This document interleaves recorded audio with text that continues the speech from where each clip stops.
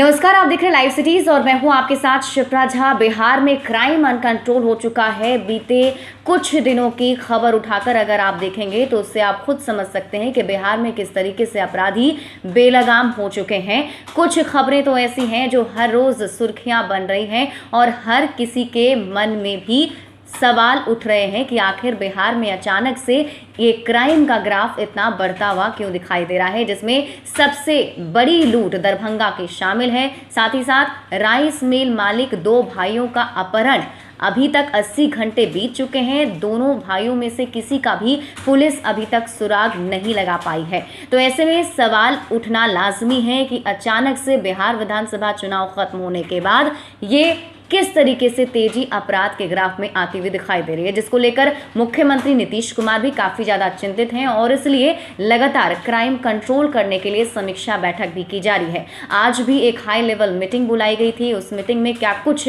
फैसले लिए गए और क्या कुछ निर्देश दिए गए हैं, उसके बारे में आपको विस्तार से जानकारी देते हैं।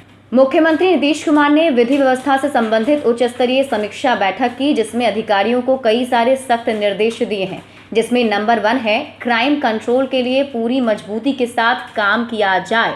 विधि व्यवस्था बनाए रखना राज्य सरकार की पहली जिम्मेवारी है और आप सभी को पता है कि नीतीश कुमार ये पहली बार नहीं बल्कि जब से वो सीएम बने हैं उसके बाद से ही वो ऐसा कहते हैं कि विधि व्यवस्था सबसे प्राथमिकता में उनके लिस्ट में शामिल है। थर्ड पॉइंट है अपराध नियंत्रण। कानून व्यवस्था के सख्त होने से राज्य में हो रहे विकास कार्यों का वास्तविक लाभ लोगों को मिलेगा। मतलब ये कि जब तक अपराध पर नियंत्रण नहीं होगा, कानून व्यवस्था सख्त नहीं होगी, तो राज्य में जो विकास के काम हो रहे हैं उसका पूरा लाभ लोगों को नहीं मिल पाएगा।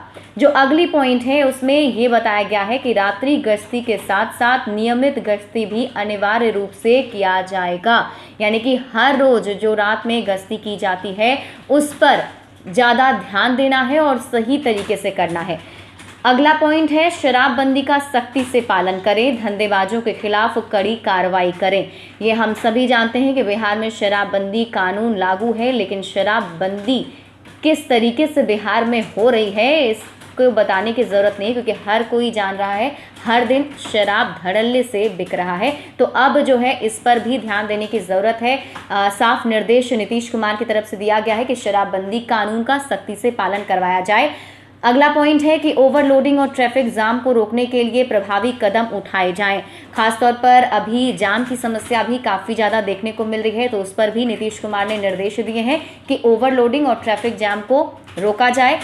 महिलाओं की सुरक्षा पर विशेष नजर रखें, उनके खिलाफ हो रहे अपराध में संलिप्त लोगों के विरुद्ध कड़ी कार्रवाई करें। भूमि विवाद के समाधान के लिए सभी संबंधित अधिकारी नियमित रूप से बैठक करें और आखिरी में बताया गया है कि सभी के सहयोग से बिहार को विकसित राज्य बनाएंगे। तो आज की जो high level meeting Nitish Kumar की हुई, इसमें हर एक पॉइंट पर ध्यान दिया गया, ना सिर्फ क्राइम पर बल्कि शराबबंदी के साथ साथ महिलाओं की सुरक्षा पर भी बातचीत हुई, जिसमें सिर्फ और सिर्फ यही बताने की कोशिश की गई कि जो पहले से काम चल रहे हैं उस पर और भी ज़्यादा ध्यान देने की ज़रूरत है और ये सुनिश्चित किया जाए कि बिहार में क्राइम पर कंट्रोल हो। ज़्यादा अपडेट के लिए आप जुड़े रहिए लाइव सिटीज़ के साथ और अभी तक अगर आपने हमारा यूट्यूब चैनल सब्सक्राइब नहीं किया है तो सब्सक्राइब कर लीजिए।